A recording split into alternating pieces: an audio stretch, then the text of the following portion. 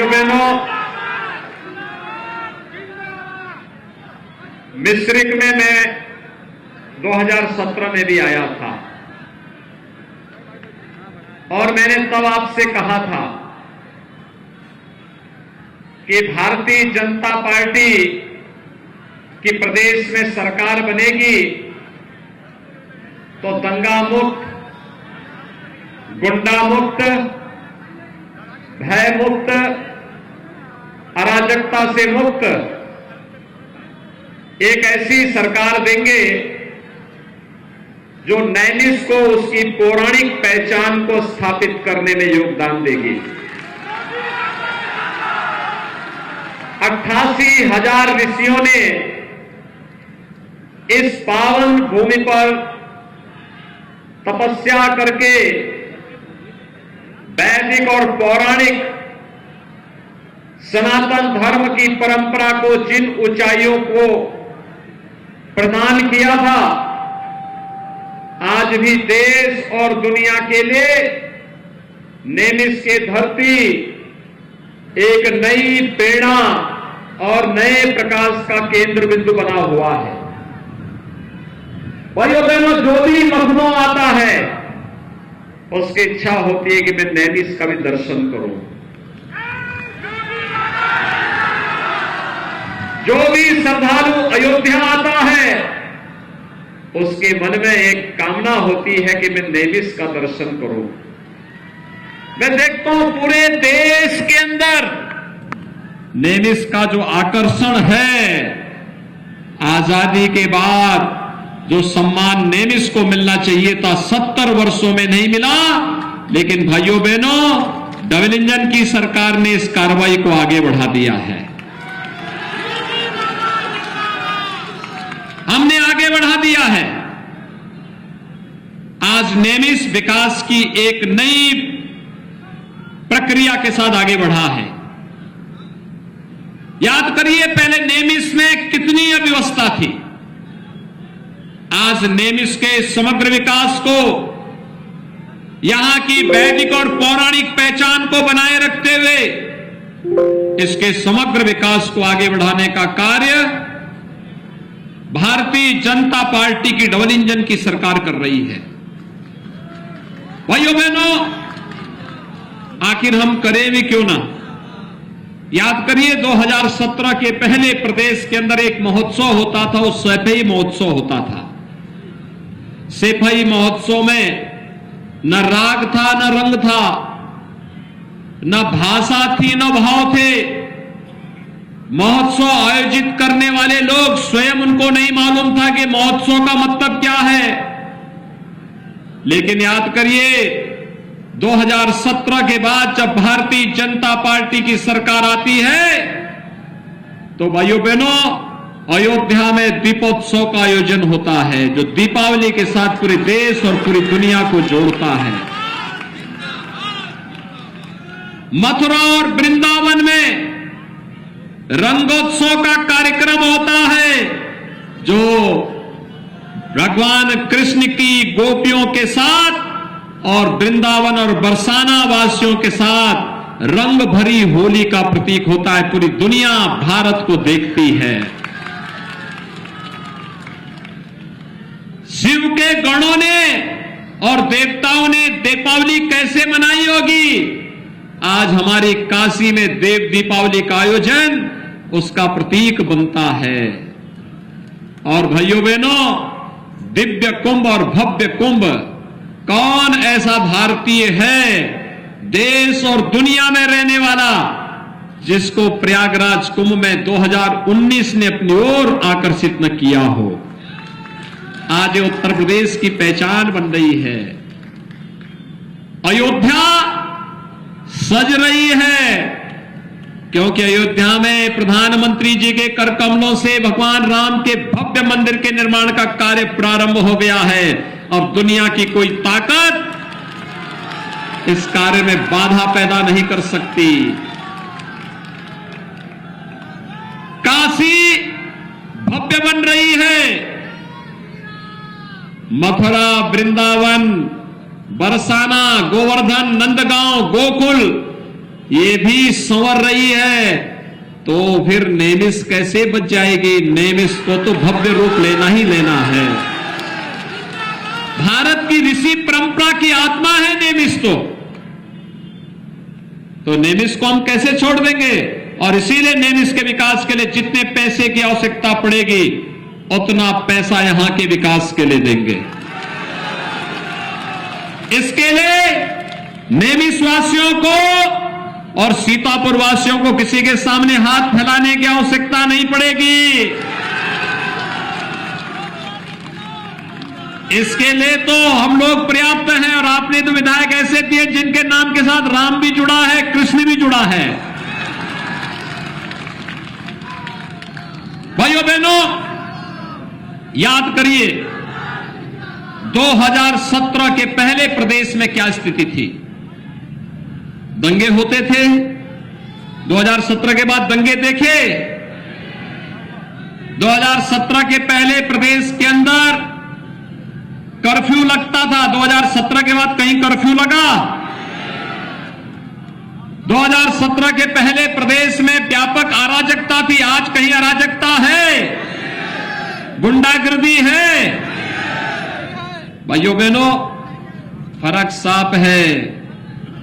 सरकार की जैसी मंशा होती है वैसे ही परिणाम भी आते हैं।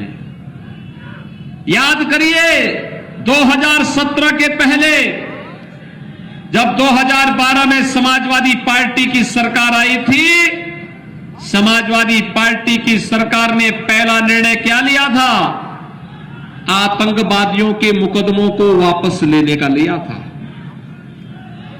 देखिए, यहां के संतों पर, यहां के पुजारियों पर, मिस्र के नागरिकों पर, नेमिष के नागरिकों पर, पत्रकारों पर झूठे मुकदमे दर्ज करती थी, लेकिन आतंकवादियों के मुकदमों को वापस लेती थी। यह समाजवादी पार्टी थी। अयोध्या में जिन लोगों ने आतंकी हमला किया, काशी में संकट मोचन मंदिर पर जिन्होंने हमला किया, अयोध्या, लखनऊ और वाराणसी की कचहरियों पर जिन्होंने हमला किया, रामपुर के सीआरपीएफ कैंप पर जिन्होंने हमला किया था, जिन्होंने गोरखपुर, कानपुर, बिजनौर में सीरियल ब्लास्ट किए थे, ऐसे 1.5 दर्जन से अधिक आतंकवादियों के मुकदमों को समाजवादी पार्टी ने अपने कार्यकाल में वापस लेने का कुत्सित प्रयास किया था। भारतीय जनता पार्टी ने आंदोलन किया था। न्यायालय ने स्थगनादेश देकर के उन पर रोक लगाई थी। अन्यथा भाइयों बहनों, ये आतंकवादी बाहर आते कि क्या पुष्प वर्षा करते? क्या जगह जगह पूरे प्रदेश को दहलाते? समाजवादी पार्टी की मंशा इसी से आप समझ सकते हैं। भाइयों बहनों, समाजवादी पार्टी नाम समाजवादी है, काम दंगावादी है और सोच परिवारवादी है।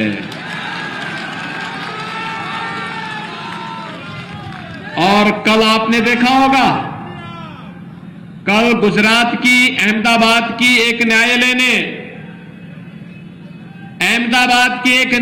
ने एक फैसला दिया।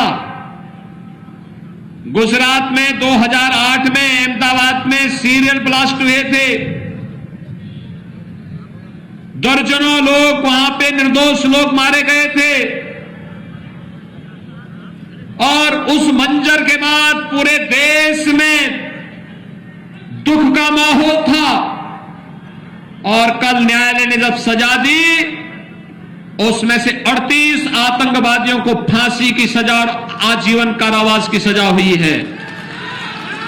भाइयों बहनों, उसमें से कुछ आतंकवादियों का संबंध उत्तर प्रदेश से है।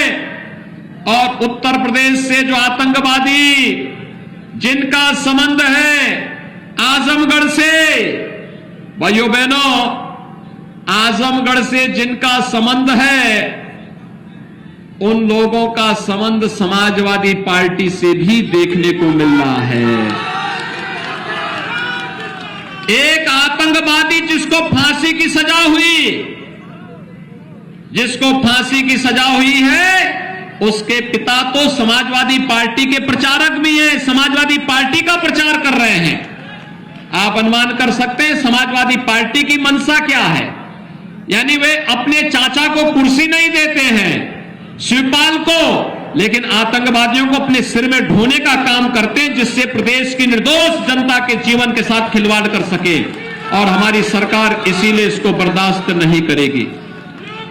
हमने इसीलिए तय किया है कि एक हाथ से विकास कराएंगे और दूसरे हाथ से इन माफिया, आतंकियों और दंगाइयों की छाती पे बुलडोजर चढ़ाने का भी काम करेंगे। दोनों काम साथ चलेंगे। बोलने दो, नारा लगाने दो भाई। इस कार्यकर्ता को काहे परेशान कर रहे हो? उसको रहने दो, आराम से बैठ जाओ, आराम से बैठो। उत्साही कार्यकर्ता है, बेचारे का पैर फ्रैक्चर हो रहा, आराम से बैठो, आराम से बैठ के नारा बैठ के लगा दो, बैठ के लगाओ। हमारी पूरी संवेदना आपके प्रति है, आप अच्छे कार्यकर्ता हैं। भाइयों बहनों, नए भारत के नए उत्तर प्रदेश को बनाने के लिए सुरक्षा का माहौल आवश्यक है। सुरक्षा के बगैर भाइयों बहनों विकास की कोई सार्थकता नहीं। कितना भी हम विकास करा ले, कितना भी विकास करा ले, लेकिन अगर सुरक्षा नहीं है हमारी माताओं बहनों के लिए, हमारे व्यापारियों के लिए, हमारे नौजवानों के लिए, हमारे नागरिकों के लिए, उस विकास का क्या मतलब है? और इसीलिए सुरक्षा पहली शर्त होती है।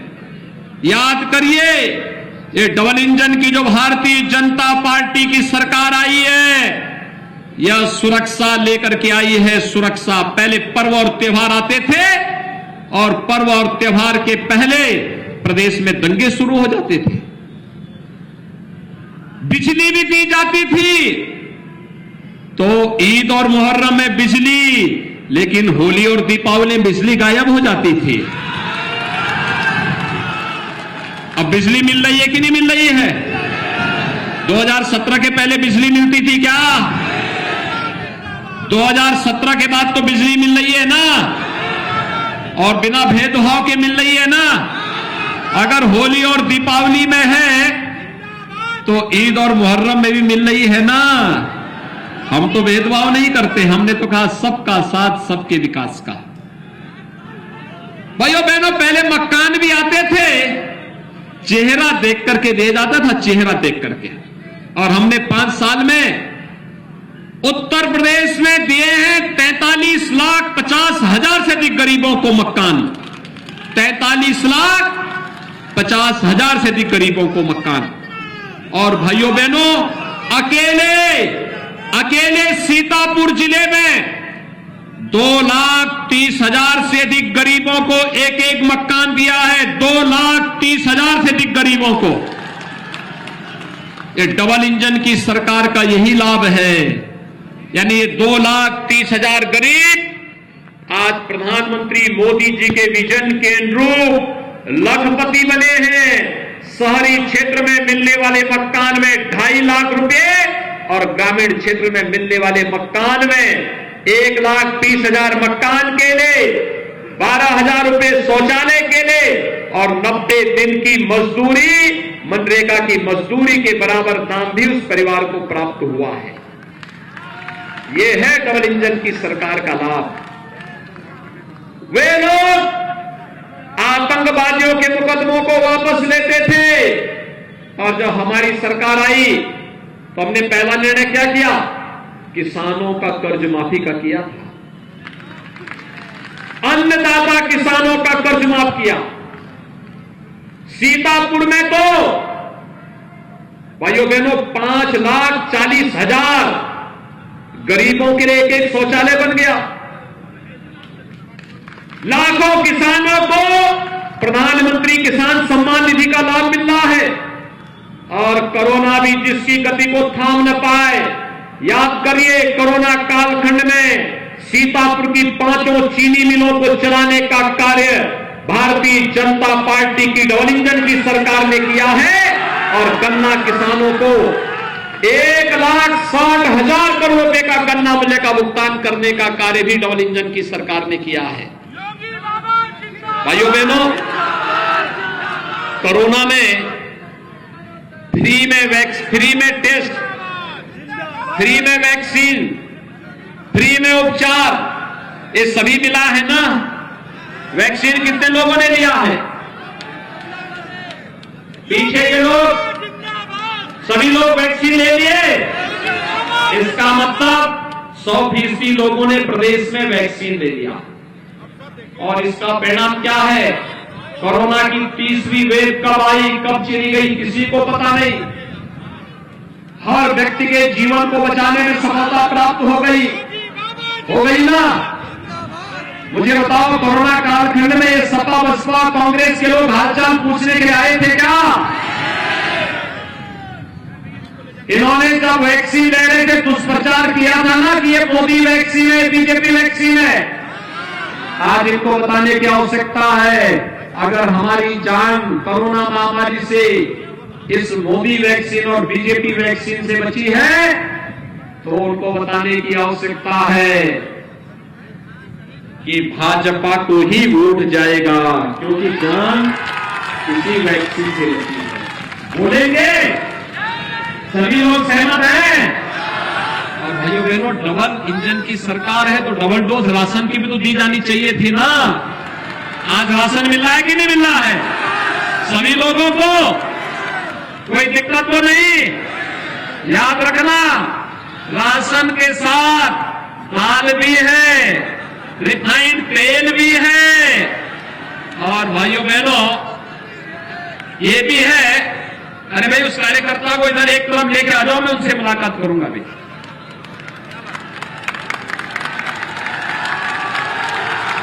राशन भी है, तेल भी है, रिफाइंड तेल है, बैग्ड तेल है, और भाइयों बहनों 1 किलो नमक भी है। अंत्योदय परिवार के लोगों के लिए 1 किलो चीनी भी है। यानी ये पहले भी दे सकती थी ना सरकार। क्या समाजवादी पार्टी की सरकार ने ये सब दिया? नहीं दिया ना।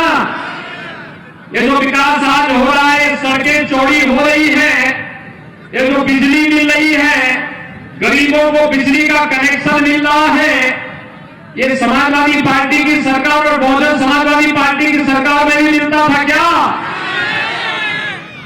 वे दे सकते थे, लेकिन उस समय सारा पैसा कहां जाता था? इत्र वाले मित्र के घर में।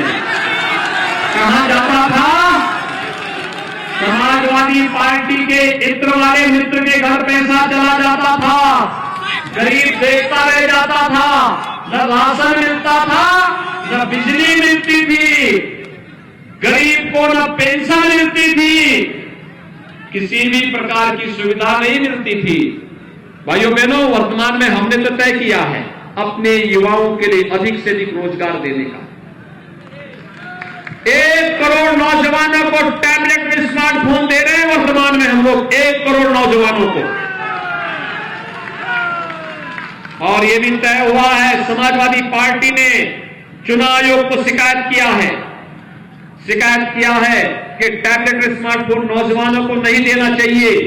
हमने तय किया है, अभी तो 1 करोड़ नौजवानों को दे रहे हैं, 10 मार्च के बाद सरकार बनने दीजिए, 2 करोड़ नौजवानों को हम टैबलेट में स्मार्टफोन देंगे। 2 करोड़ नौजवानों को। और भाइयों बहनों, ये टैबलेट ऑनलाइन एजुकेशन के लिए, ऑनलाइन एग्जामिनेशन के लिए और कंपटीशन की तैयारी के लिए तो आपके लिए उपयोगी होगा ही। साथ साथ टैबलेट और स्मार्टफोन का खर्चा भी मां बाप के ऊपर नहीं आएगा, वो वहन भी वही सरकार वहन करेगी। सुरक्षा के साथ साथ सम्मान और स्वावलंबन का मार्ग भी सरकार प्रशस्त करेगी। आप सभी सहमत हैं? रामकृष्ण भार्गव जी को भारी बहुमत से विजयी बनाएंगे, भारी बहुमत से। सभी लोग आश्वासन देंगे, उनको अपना आशीर्वाद देंगे। भाइयों बहनों, ये तब होगा जब मतदान के दिन 23 तारीख को आपका मतदान है ना, 23 तारीख को पहला काम क्या होगा?